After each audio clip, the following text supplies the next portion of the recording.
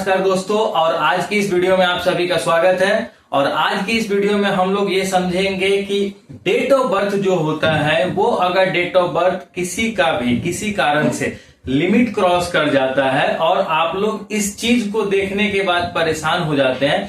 एक ऑपरेटर के लिए सबसे बड़ा ये चैलेंज हो जाता है कि हम अपडेट करें तो किस तरह से करें, और नागरिक के लिए जो जिनका date of birth limit cross हो गया है उनके लिए सबसे बड़ा ये चैलेंज हो जाता है कि अब मैं करवाऊं तो करवाऊं कैसे। तो इस पूरे वीडियो में आज मैं आपको एक एक स्टेप्स आपको बता दूंगा। इसमें तीनों चीजों की जानकारी रहेगी कि डेट ऑफ बर्थ अगर किसी का लिमिट क्रॉस कर जाता है तो उसे किस प्रक्रिया से गुजरना है और वो कैसे चेंज होगा। तो मैं जो ये प्रक्रिया आपको बताऊंगा 100% आप मान लो ये प्रक्रिया ही आपको करना पड़ेगा। और अगर किसी दूसरी प्रक्रिया को आप सोच रहे हैं तो कोई दूसरी प्रक्रिया नहीं होती है। मैं जो प्रोसेस आज आपको इस वीडियो में बता दूंगा, आप बारीकी से चीजों को समझने की कोशिश करेंगे। इसके अलावा आपको कहीं भी जाने की जरूरत नहीं है। ये वीडियो आपका पूरा डाउट क्लियर कर देगा और आपको एकदम सरल तरीके से, एकदम सिंपल तरीके से ये समझाने की कोशिश करूंगा कि अब आपका अगर डेट ऑफ बर्थ चेंज कराना है, लिमिट क्रॉस हो रहा है तो कैसे कराएंगे और एक ऑपरेटर को क्या करना चाहिए इस कंडीशंस में। तो आप देख रहे होंगे कि मेरे हाथ में दो पेपर हैं, एक है सेल्फ डिक्लेरेशन और एक है यूआईडीआई का एसओपी, जो एक प्रोसेस पूरा बताया गया है कि कैसे कैसे कहना है। तो सबसे पहले वीडियो को शुरू से करने से पहले मैं आपको इसकी पहले बारीकियां और इसके गाइडलाइंस को बता देता हूं। यूआईडीआई की गाइडलाइन क्या कहती है? यूआईडीआई की गाइडलाइन ये कहती है कि अगर किसी का आधार बन चुका है और आधार बनने के बाद वो अपने जीवन भर में अपने आधार में डेट ऑफ बर्थ एक बार चेंज करा सकता है, ठीक है। साथ ही साथ उसमें कुछ कंडीशंस भी अप्लाई होते हैं। अगर मान लेते हैं कि एक बार अप्लाई किया लेकिन दोबारा ही गलती हो गया, ये समझ सकते हैं कि दोबारा गलती हो सकती है। अगर दोबारा गलती हो गया है तो वो क्या सुधार किया जा सकता है, वही हम लोग समझेंगे। दूसरा है, अगर किसी का जेंडर मान लीजिए कि मेल की जगह पे फीमेल हो गया है, फीमेल की जगह पे मेल हो गया है, किसी कारण से आधार में गलती हो गई है, तो वो सुधार कराने के लिए एक बार अलाउड है, वो आप एक बार करा सकते हैं। इसमें बहुत ज्यादा समझने वाली बात नहीं है। लेकिन अगर दोबारा ही कराते समय गलती हो गया तो वो लिमिट क्रॉस में कंडीशन में आ जाएगा, तो वो आप एक प्रोसेस के थ्रू गुजरना पड़ेगा। फिर तीसरा है नाम। नाम में सुधार के लिए भी कुछ कुछ कंडीशंस है। नाम 2 बार आप जीवन भर में आधार बनने के बाद सुधार करा सकते हैं। ये 2 बार कुछ कुछ कंडीशंस है, वो हम लोग समझेंगे इस वीडियो में। तो सबसे पहला डेट ऑफ बर्थ का कंडीशंस को समझ लीजिए। सो डेट ऑफ बर्थ का कंडीशंस आपने समझ लिया कि पूरे आधार बनने के बाद जीवन भर में एक बार सुधार करा सकते हैं। तो आपको पता होगा कि जब नया आधार बनता है उस समय आईडी प्रूफ और एड्रेस प्रूफ लेकर आधार बना दिया जाता है। उस समय जो भी डेट ऑफ बर्थ आपने फॉर्म में लिखा वो एक्सेप्ट हो जाता है और उसके हिसाब से आधार बन जाता है। तो वहां पे डेट ऑफ बर्थ प्रूफ तो आपने नहीं दिया था, लेकिन अब जब सुधार कराने के लिए जब जाते हैं तो वहां पे डेट ऑफ बर्थ मैंडेटरी है कि डेट ऑफ बर्थ देना ही है। और डेट ऑफ बर्थ प्रूफ के लिए आपके ये डॉक्यूमेंट्स हैं, इन डॉक्यूमेंट के बेस पे आप डेट ऑफ बर्थ सुधार करा सकते हैं। लेकिन अगर ऐसा केस आया कि डेट ऑफ बर्थ जो आपने डॉक्यूमेंट दिया है वो डेट ऑफ बर्थ भी आज के डेट में आपको लग रहा है कि ये गलती हो गई है और मुझे सुधार कराना है दूसरी बार, यानी कि पहला तो बना ही, दूसरा आपने करा लिया और ये तीसरा हो गया, यानी सुधार दूसरी बार है।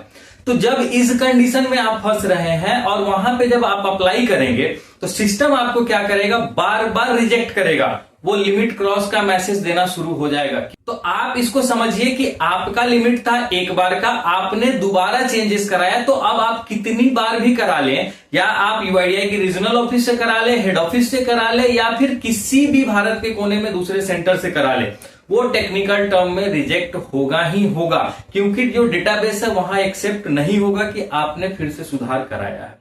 तो सबसे पहले आपको क्या करना है, एक सेल्फ डिक्लेरेशन का फॉर्म, उसके द्वारा किसी भी व्यक्ति का जिसको डेट ऑफ बर्थ में सुधार कराना है दोबारा, वो जब सुधार कराने के लिए अप्लाई करेंगे तो सेल्फ डिक्लेरेशन का फॉर्म भरेंगे और वो सेल्फ डिक्लेरेशन के साथ साथ आपको एक डेट ऑफ बर्थ का प्रूफ देना है। ये ध्यान रखिएगा कि अगर आप दोबारा करा रहे हैं उस कंडीशंस में डेट ऑफ बर्थ का जो प्रूफ होता है वो बर्थ सर्टिफिकेट आपको देना पड़ेगा।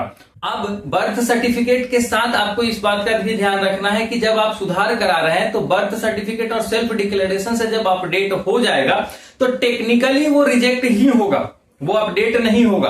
अब जब रिजेक्ट हो जाता है या रिजेक्ट होने की जब प्रक्रिया चल रही है, यानी कि अपडेट आपने करा लिया है, इस दौरान अब आपको क्या करना है, यहां पे एक आधार के ऑपरेटर को क्या करना है और एक नागरिक जिसका लिमिट क्रॉस हो गया है उन्हें क्या करना है, ये मैं समझा देता हूं। ऑपरेटर को क्या करना है, सेल्फ डिक्लेरेशन का जो फॉर्म है उस फॉर्म पे रेसिडेंट की डिटेल्स भर के आपको सिर्फ उनसे साइन करवा के या फिर उनसे भरवा लीजिए और वो डिटेल्स के साथ आप अपडेट कर दीजिए, साथ में बर्थ सर्टिफिकेट आपको देना पड़ेगा। ये अपडेट जब हो जाएगा अब आप रेसिडेंट को एक्नॉलेजमेंट स्लिप जो रसीद मिलती है वो रसीद दे देंगे और उनके डॉक्यूमेंट आप उनको वापस कर देंगे।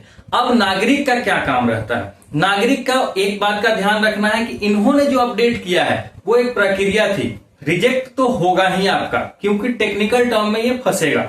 अब आपको क्या करना है, अब आपको एक एप्लीकेशन का सहारा लेना है।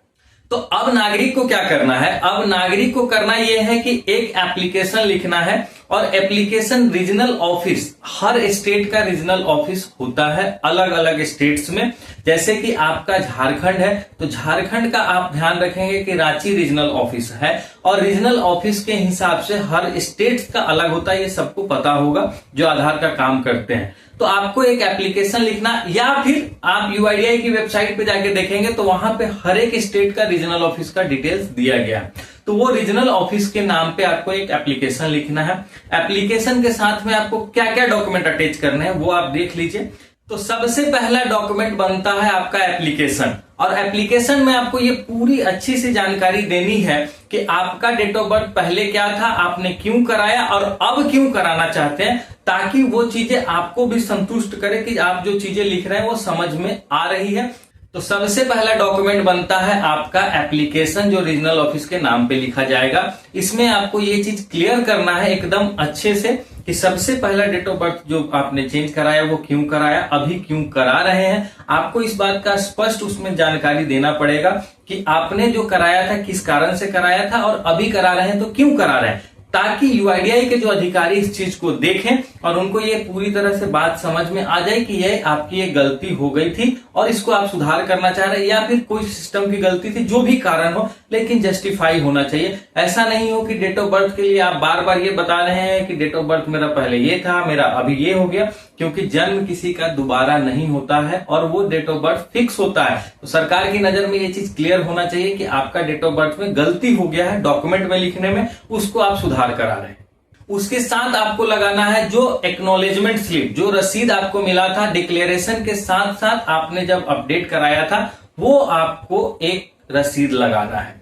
उसके साथ आधार की एक कॉपी लगानी है, ठीक है। उसके साथ में आपको डेट ऑफ बर्थ का प्रूफ लगाना है, ठीक है।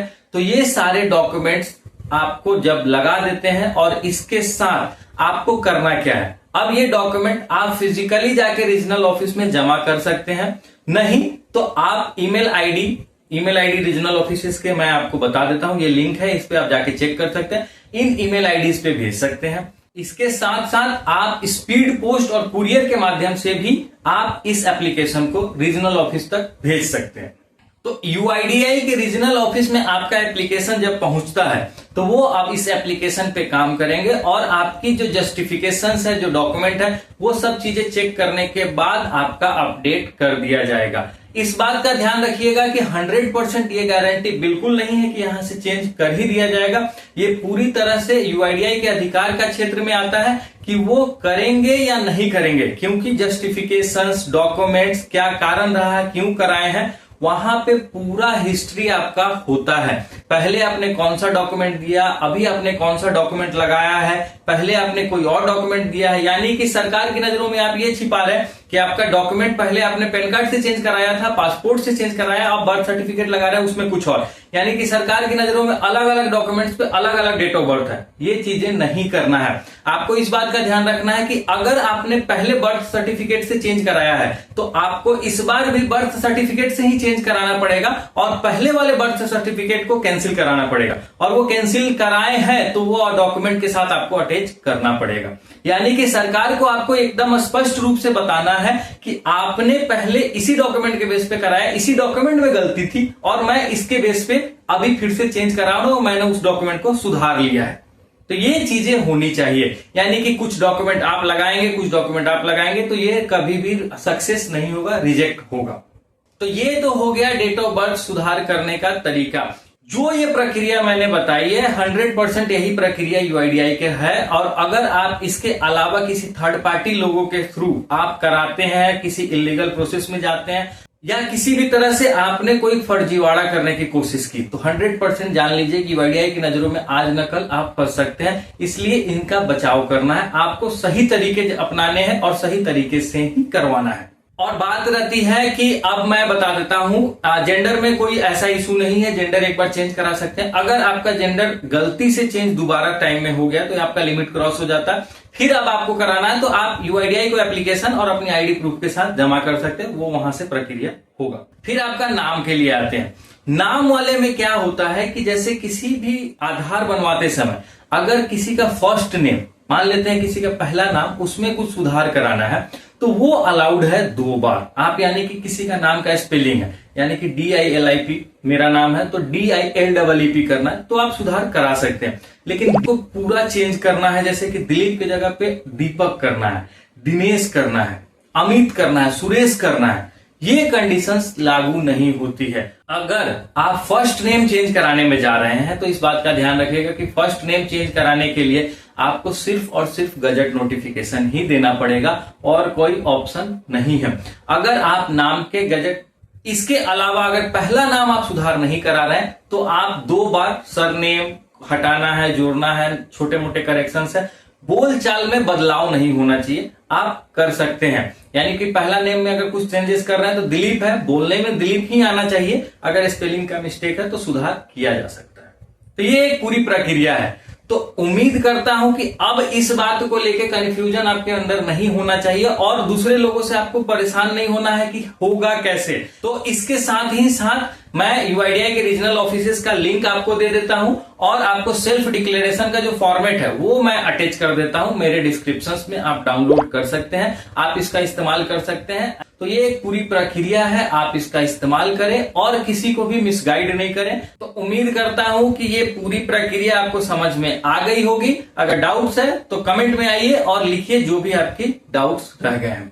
उम्मीद करता हूं कि आपको समझ में आया होगा और मिलते हैं अब नए वीडियो में। बहुत बहुत धन्यवाद।